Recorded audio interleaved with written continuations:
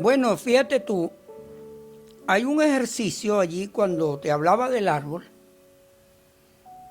Allí inconscientemente ya había un ejercicio poético. Un ejercicio, podríamos decir, pensar que un árbol nos puede comunicar un conocimiento sobre un lugar. Allí hay algo ya, pienso yo ahorita, porque en aquel momento no lo pensaba, sino que tenía una relación directa con el efecto de árbol-memoria. Que nosotros estuviéramos vigilando un cuadro, un árbol para que no lo tumbaran y entonces y montarle guardia, porque yo había estado en el ejército para ese ya en los años 70. Y entonces que la gente viniera a montarle guardia para que no lo tumbaran en la noche y que nosotros viéramos tantas opiniones distintas en relación al árbol, tantas emociones. Entonces cuando llegaban los comuneros de San Antonio, son los primeros que empezaron a hablar del árbol con su relación con la tierra. Y cuando empezaron, el primero que te dije antes, esos árboles eran muy importantes porque era la sombra del café. Entonces después llegamos hasta el obispo Mariano Martí, que se me olvidó nombrártelo antes. Pero ¿qué ocurre? Que yo creo que la poesía es un asunto de la infancia. O sea, más que un asunto de la literatura, tiene que ver con la oralidad, con el entorno familiar o la comunidad donde... inclusive creo que es un asunto desde el mismo vientre. O sea, la valoración que tengan o no tengan en el entorno familiar donde va a desarrollarse el niño o la niña, tienen que ver con esa valoración. Yo descubrí que mi mamá, cuando leía un poema de memoria, era distinta a cuando nos regañaba. Cuando ella estaba leyendo un poema, primero no nos agredía, no nos daba golpes, no estaba molesta.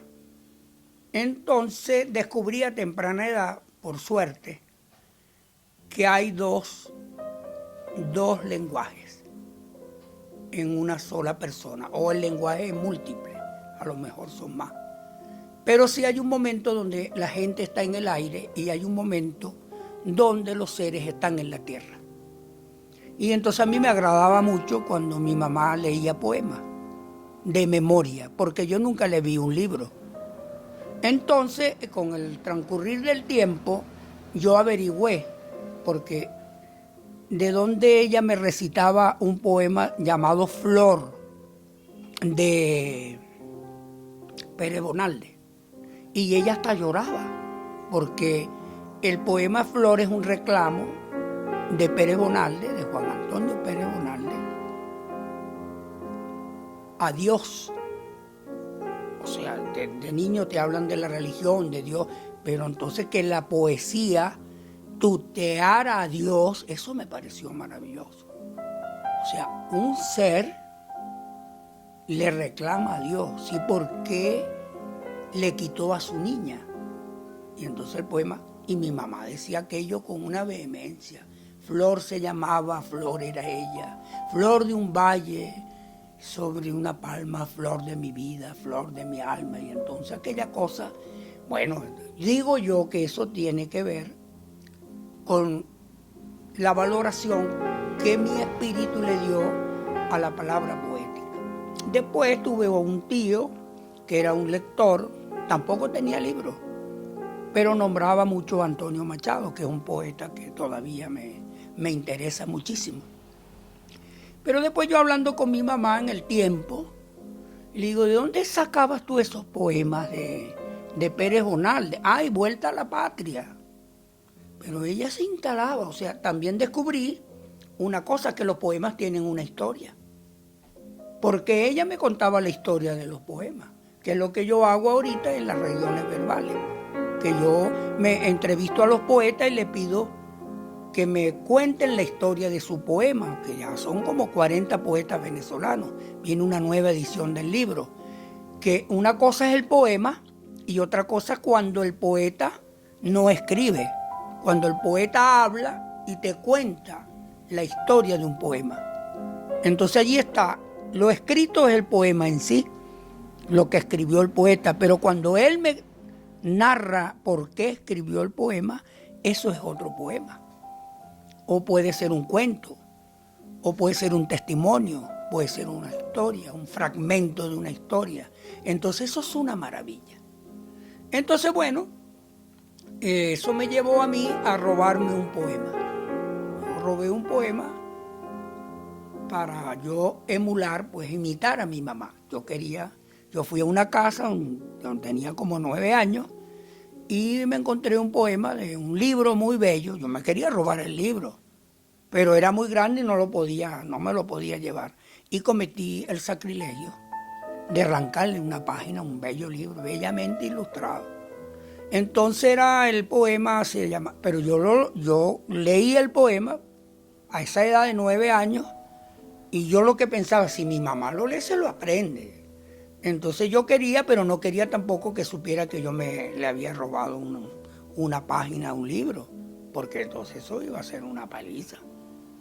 Y entonces, pero yo me llevé el poema en el bolsillo y me escondí en una azotea y me aprendí el poema de memoria. Y después quemé el papel para no dejar evidencia. Y lo pasé inmediatamente de la escritura a la memoria.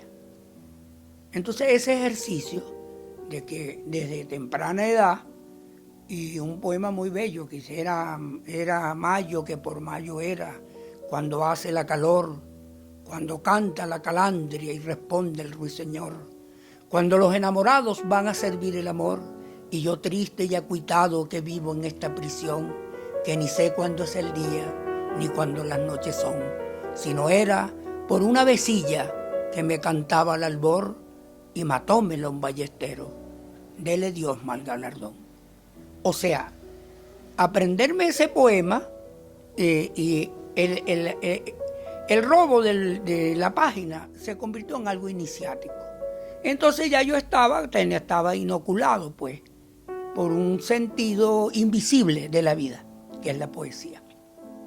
Entonces digo yo que por ahí comenzó todo. Después vino las lecturas de Gustavo Adolfo Bécquer, y después, bueno, aquí en San Antonio en los años 70, mi tío Salvador tenía una biblioteca respetable, sobre todo de literatura rusa, de Makarenko, de La madre de Gorky, muchos libros de literatura rusa, extraordinaria biblioteca. Y allí habían libros volví a Pérez Bonalde, que lo tenía él, lo relacioné con mi mamá porque era hermano de mi mamá. Y bueno, entonces un libro que encontré en la biblioteca de mi tío en los años 70 que se llama De la conquista de la independencia de don Mariano Piconzala, Doña Bárbara, la primera edición de Doña Bárbara la tenía él allí. Y bueno, entonces me fui acercando a ese mundo de la literatura, no por una relación con la literatura en sí, sino por un imaginario que yo le había dado cierta categoría, pues. Y pienso que por allí comenzó el deseo de escribir, de acercarme a la poesía.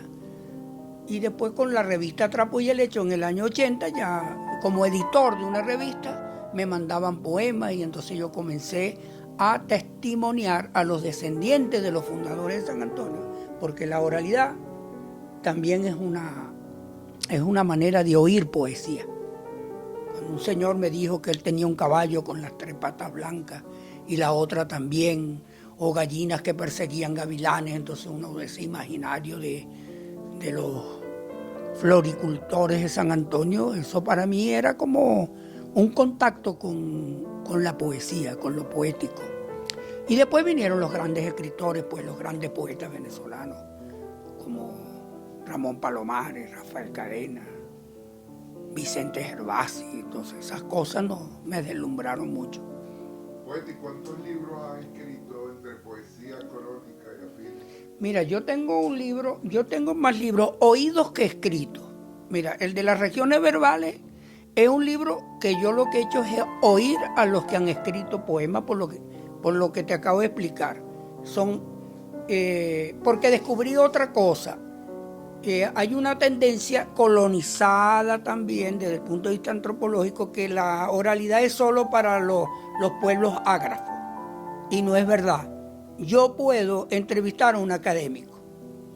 Porque un poeta es un académico espiritual para mí. O sea, un poeta no está en la academia, pero para mí es un tipo que tiene una mujer, un hombre, como Ramón Palomares, o sea, Ida Granco, o sea, son poetas robustos, pues.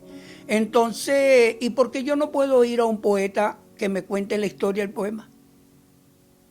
Cuando yo lo sé por experiencia, que la oralidad de un poeta es distinta a la escritura de un poeta.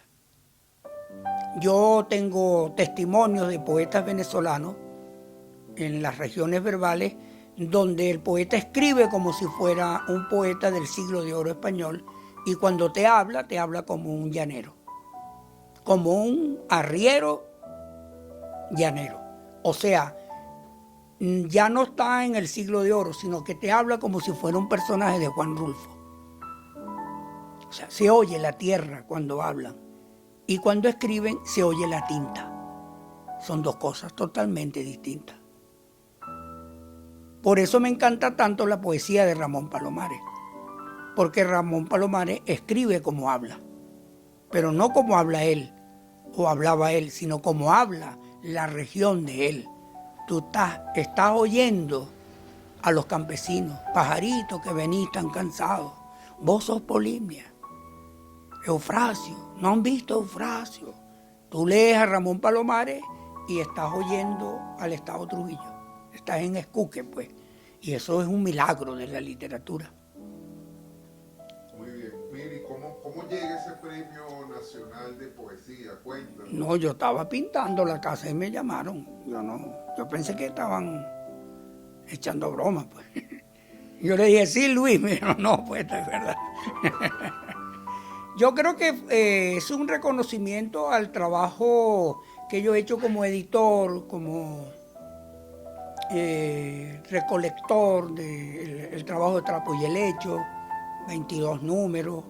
Pienso en las regiones verbales, en Testimonio de la Niebla, y no sé si algún libro de los que yo publiqué entró en la valoración del jurado. Puede ser Taller de Cedro, puede ser Malvasía, o esta antología de Dios es un pájaro sobre la escritura. No sé, en verdad. Eso ya está en la valoración del jurado. Mire, y ahora tienes una faceta que es la que hemos hablado en los carritos, en las camioneticas de San Antonio, que es el espacio natural en que nosotros hablamos, sobre la crónica. Ahora te dedicas a formar cronistas sí. a nivel nacional. Cuéntanos esa faceta. Es un taller que seguimos con la oralidad, un taller en que le he cambiado los nombres. Al principio se llamó Cómo escribir hablando, es un poco por el sentido de la oralidad. Después, bueno, taller para la formación de los cronistas comunales, pero eso comenzó en la Casa de Bello, desde el año 4. Nosotros también habrá una valoración de ese trabajo. Hemos hecho más de 18 diplomados en Caracas, pero además eso se expandió hacia el Táchira, Trujillo. En Calabozo hay un movimiento de los cronistas comunales. Claro, eso también lo ha impulsado, después de la Casa de Bello, lo impulsó el Centro Nacional de Historia. Y bueno, eso ha sido una experiencia muy bella, porque yo lo que he pensado con la importancia de la formación de los cronistas comunales, como la comuna está de moda, la comuna es parte del presente de la historia nacional. La comuna es algo muy, para mí, trascendente. O sea, porque la gente comenzó a verse, la gente vivía sin mirarse, bajaban la escalera del barrio, de la urbanización. Ahora no, la gente lo cotidiano los convoca. La caja CLAP, el servicio, la escalera, que vienen los tubos del agua. La gente se está mirando a los ojos, porque el pueblo vivió muchos años sin mirarse. Y ahorita están en un asunto casi religioso, diría yo. Muy bella la relación. Yo fui a Petare e hice un taller, estaba el COVID en su apogeo, y fui allá y a mí me conmovió mucho, como los vecinos a donde yo fui, me hicieron una mini caja de CLAP. O sea, sacaron un poquito de arroz, sacaron un poquito de aceite, sacaron un poquito de lo otro, de aquello, tal, y me hicieron, joder, una gente que está esperando la caja y que de la caja te hacen una cajita, eso es una relación casi espiritual, de solidaridad. Bueno, entonces esa experiencia ha sido muy importante, sumamente importante, porque yo tengo un asunto con la culpa, que yo pienso que si nosotros hubiéramos hablado, si hubiéramos hecho la revista antes, que cuando se hizo, si hubiéramos hablado más con la comunidad de San Antonio, a lo mejor todo este atropello al paisaje, todos estos edificios, todas estas plantas de tratamiento, todo este ruido, todo este depósito en el que han convertido el casco del pueblo en San Antonio ante la indolencia de ese municipio, nosotros hubiéramos tenido un mejor espacio. Entonces, eso es lo que yo quiero, porque creo que lo que le pasó a San Antonio le estaba ocurriendo a todo el país. Un desarrollo urbanístico sin ninguna planificación, y el deterioro y ese intento de borrar la memoria de los lugares. Y llegamos a la conclusión de que lo que pasó en San Antonio le estaba ocurriendo al país. Y nosotros lo que queremos es que la gente conozca su historia, que la gente conozca su mudanza. O sea, ¿por qué hay tanta gente que vive en Caracas que los abuelos no son de Caracas? Por ejemplo, toda la línea de investigación que hemos abierto en los talleres de los cronistas comunales, es la misma gente haciéndole testimonio a su propia familia. O sea, un nieto entrevistando al abuelo, una nieta entrevistando al abuelo, a la abuela, a un padrino, y por qué se vinieron, y de dónde se vinieron, y las razones.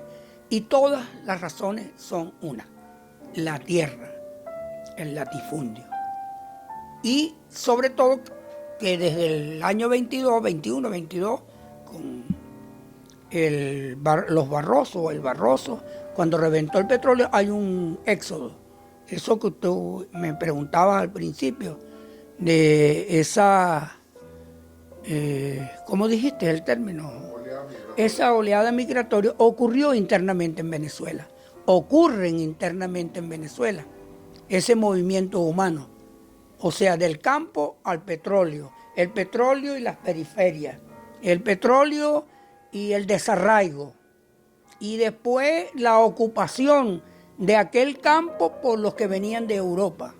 O sea, los italianos en Barinas, buscando árboles de cedro, la industria, la carpintería. No dejaron un árbol en Barinas, se devoraron bosques completos, porque el hambre no era solo de comer físicamente, sino también era un hambre de la naturaleza que ellos no tenían. Entonces no hubo leyes para controlar eso, y se ha devastado mucho la tierra. Se ha perforado el cielo, se han envenenado los ríos, las aguas. Todo eso tiene que ver con la lucha que tiene en este momento la humanidad, que es la defensa del planeta. Bueno, háblame un poco biográficamente sobre ti, en qué año naciste. Yo nací aquí en San Antonio de los Altos. Soy hijo de ese oleaje que tú dices, de la inmigración, puesto que mis padres son de las Islas Canarias. Nosotros nacimos en San Antonio de los Altos. Y bueno, en mis lugares, en mis movimientos humanos, están San Antonio de los Altos, el primer espacio. Viví unos años en las islas y después Cabima. O sea, el estado Zulia para mí ha sido muy importante, sobre todo Cabima, desde el punto de vista humano. porque allí también comencé a grabar personas que venían de la sierra. O sea, antes de hacer la revista Trapo y Helecho, yo venía ya un poquito conmovido por ese movimiento. Entonces tuve oportunidad de grabar personas, una familia que se vinieron de Coro. Se fueron de la Sierra de Coro a pie hasta Cabima. Estuvieron un mes caminando por toda esa montaña para llegar a Cabima, para ir al lugar del petróleo. Y una de esas niñas, la entrevisté ya mayor, y me dijo, por lo menos en la sierra venteaba. O sea, habían perdido el viaje. Poeta, así para finalizar y que dada la riqueza y la experiencia de vida que tiene usted, ¿cómo usted ve a la poesía y a los poetas en el futuro de la inteligencia artificial? ¿Cómo usted ve esa nueva cosmovisión que se abre con este internet, que te hace todo y que entonces como que el acto de la lectura, el libro, está quedando atrás? Cuéntenos. No, yo no creo que el libro quede atrás nunca. Y dudo de todo lo que sea artificial. Aunque se llame inteligencia. Aunque le digan que es inteligente. Si es artificial no me simpatiza mucho. Pero creo que es una transición de la humanidad entre lo imaginario, la tecnología. O sea, creo que en el cosmos hay muchos secretos y que el cosmos sabe más que esa inteligencia artificial. Y que la poesía ha estado en contacto con ese cosmos desde sus orígenes, desde antes de la palabra escrita, ya todo eso estaba creado. O sea, en los presocráticos hay anuncios de lo que habla la inteligencia artificial.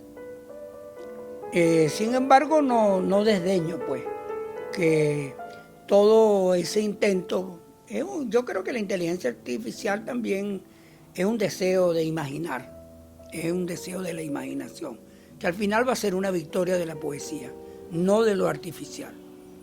Creo en la intuición de los animales, de los árboles, creo mucho en la literatura indígena. La literatura indígena está conectada con el cielo mucho más que todos esos discursos digitales, creo. Poeta, regálanos un poema breve, algo que nos quiera regalar. ¿Un poema? Sí, algo breve.